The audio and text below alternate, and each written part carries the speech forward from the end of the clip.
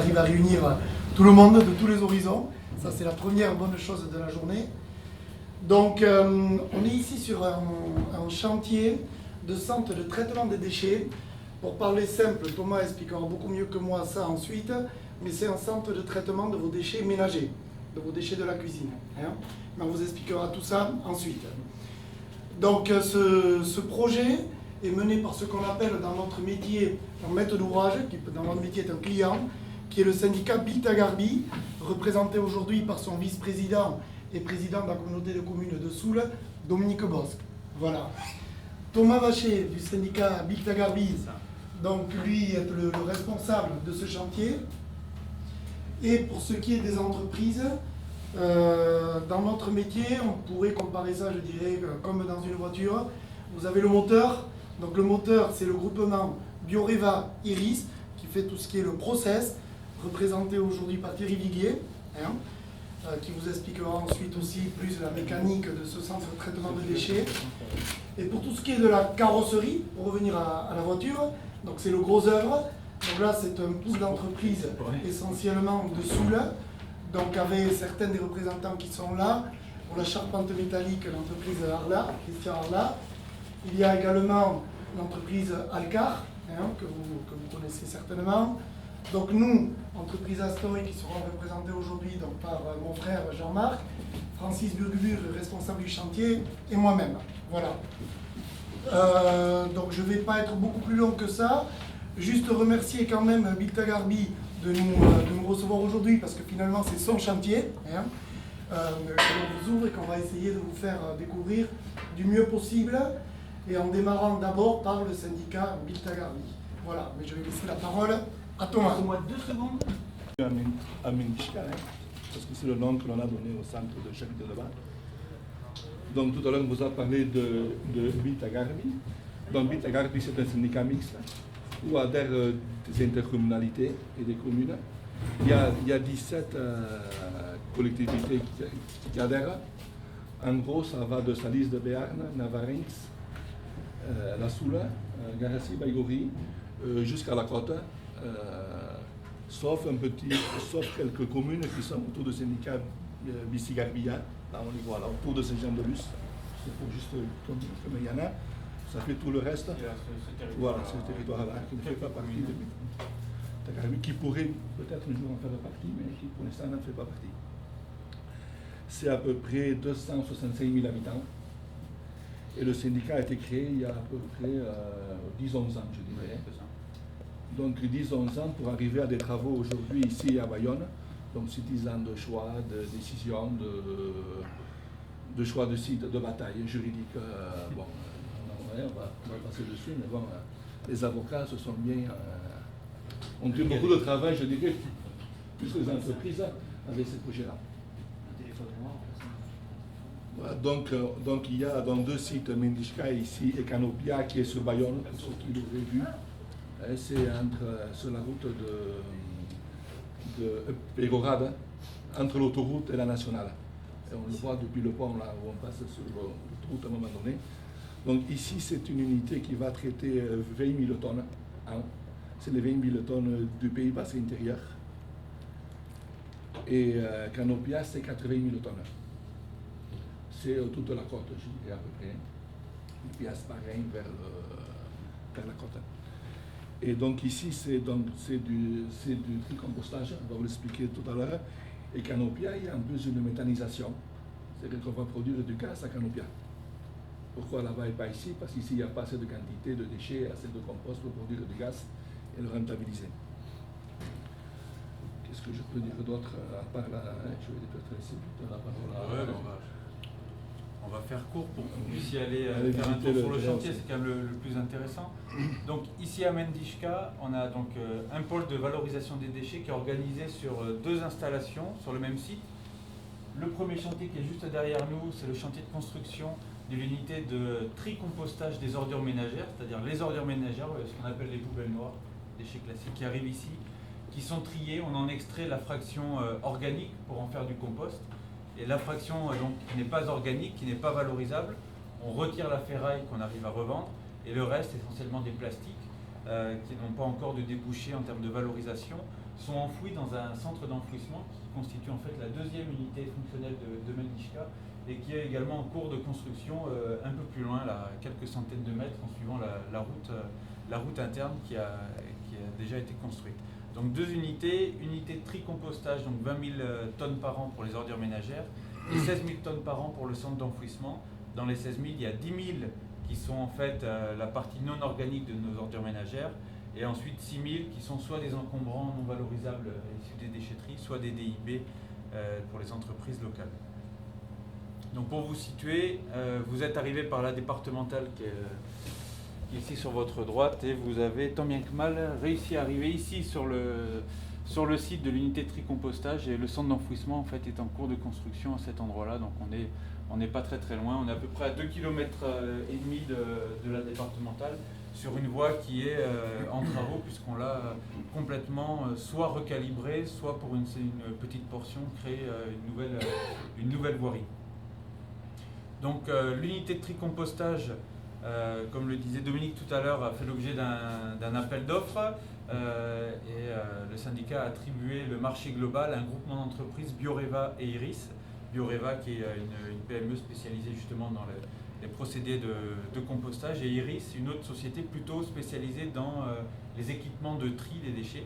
Donc ils se sont groupés entre elles et associés à un certain nombre d'entreprises, dont notamment la société Astoy, Alcar, Arla, il y a également Eiffage qui est dans le groupement pour la partie électricité. Donc énormément d'intervenants qui participent au projet et qui sont d'ailleurs les premiers à intervenir puisque c'est eux qui ont la partie construction, partie gros œuvre en responsabilité. Donc le chantier qui a débuté a notamment débuté par l'intervention des équipes de l'entreprise Astoy. Donc ça c'est une petite photo pour vous montrer le chantier vu du ciel au mois d'avril. Au mois d'avril dernier, donc après les premiers terrassements. Et aujourd'hui, donc ça c'est une photo qui date de la semaine dernière, donc mois de septembre. On voit l'avancement du chantier en quelques mois avec plusieurs. Alors je vous ai fait un petit montage, j'espère que ça va marcher pour que vous vous rendiez compte. Donc ici c'est la partie bâtiment en fait. Qui sera dédié donc à toute la réception des déchets, le tri des déchets, la fermentation et la maturation de la matière organique, tout ça pour pouvoir ensuite en faire du compost qui sera stocké sur une dalle extérieure qui sera située ici. Et l'unité Mendichka comporte également un bâtiment administratif qui accueillera donc le personnel d'exploitation et un atelier, un parking de stockage pour les véhicules du site. Donc, les camions qui arriveront suivront la ligne jaune qui vient de s'inscrire pour donc être pesés devant le bâtiment administratif, monter derrière le bâtiment et décharger les déchets sur une dalle de stockage donc à l'intérieur du bâtiment. Et le compost sera donc stocké sur le site pendant 6 mois avant d'être valorisé. Et en revanche, ce qu'on appelle les refus, donc tout ce qui n'est pas organique, sera enfoui dans le centre d'enfouissement par des camions qui amèneront les déchets en suivant la voirie interne qui a également été construite. Donc le procédé en 2 mots pour ne pas vous donner trop d'infos sur le procédé de tri-compostage. Donc cette étape principale, le pesage sur le pont bascule. Ensuite les camions montent et déchargent les déchets donc, sur le quai de déchargement, c'est le numéro 2. La première étape de traitement consiste en fait à la mise en place d'un tube de préfermentation. C'est un tube qui fait une quarantaine de mètres de long, qui tourne sur lui-même, dans lequel il y a une atmosphère chaude et humide. Et donc les déchets vont mettre à peu près 3 jours pour traverser ce tube-là. Et dans ce tube, il y a une première fermentation de la matière organique qui va se produire. Et cette fermentation va permettre ensuite de pouvoir la trier avec différentes étapes. On la crible, on fait un tri par densité, etc. pour pouvoir ne sortir à la fin que la partie organique des déchets, qu'on fait ensuite fermenter dans des tunnels, qu'on retrie derrière et qu'on fait ensuite maturer dans d'autres box qui sont dédiés, qui sont ventilés, pour en sortir au bout de quelques semaines un compost qui sera donc stocké sur le site et ensuite pourra être valorisé de manière agricole en épandage sur des champs.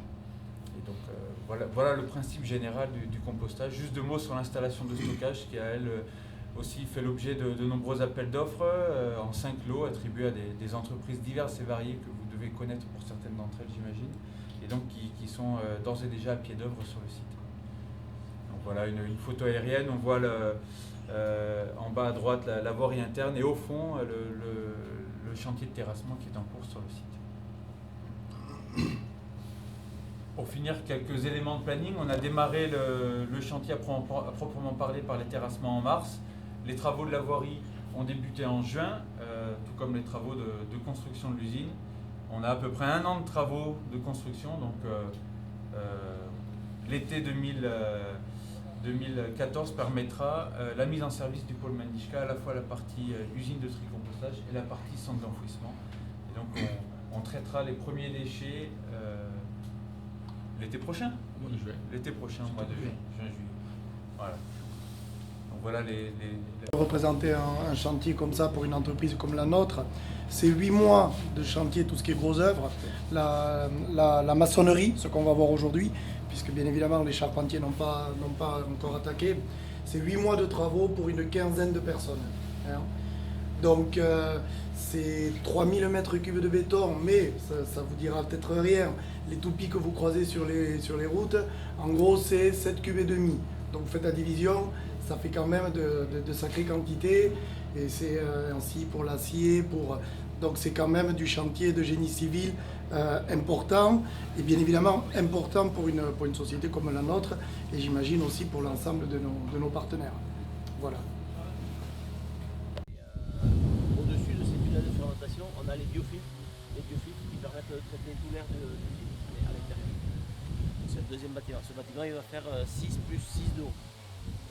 Et c'est lui qui est en fait la clé du planning, parce que celui-là il doit être monté avant que le charpentier et que le process arrive. Si tout va bien dans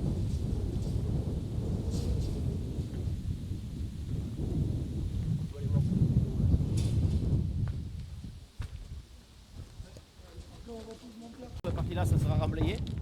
La charpente métallique commence là, et ça c'est le quai en fait de déchargement. Il faut s'imaginer le mur qui est construit là-bas, c'est le futur quai de déchargement. Les camions vont baigner à l'intérieur. Je croyais que tu disais que le tube, ça amenait les déchets vers ici. Ah non, au contraire, ça, oui, ça les envoie dans la chaîne de tri. On décharge dans le... On doit pouvoir arriver. Allez, on peut s'avancer.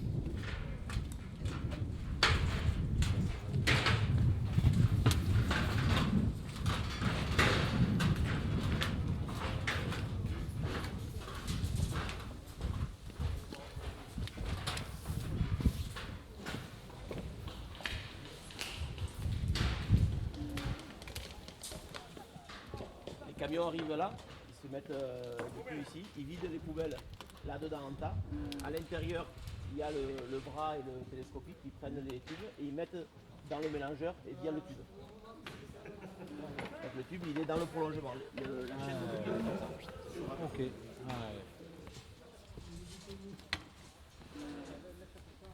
Là, on est en train de préparer les armatures des voiles qu'on lève en panneau entier. On a un palonnier derrière, donc on prépare des panneaux d'armature de voile de 12 mètres de long par 6 mètres de haut, qu'on prend à la grue et qu'on pose à l'intérieur des manches. Parce qu'un coulage, en gros, c'est 6 mètres 10 de haut. Mais là, c'est 2 coulages en fait. Le mur de derrière qu'on voit débranché, il a été coulé avant-hier. Et hier, on a coulé le premier mur de devant, là où les bâches sont en place. Donc on a 6 mètres 50 de hauteur de bâche par 19 mètres de long. Donc on coule cette hauteur-là avec eux. C'est un coulage à 19h qui représente 30 mètres cubes de béton.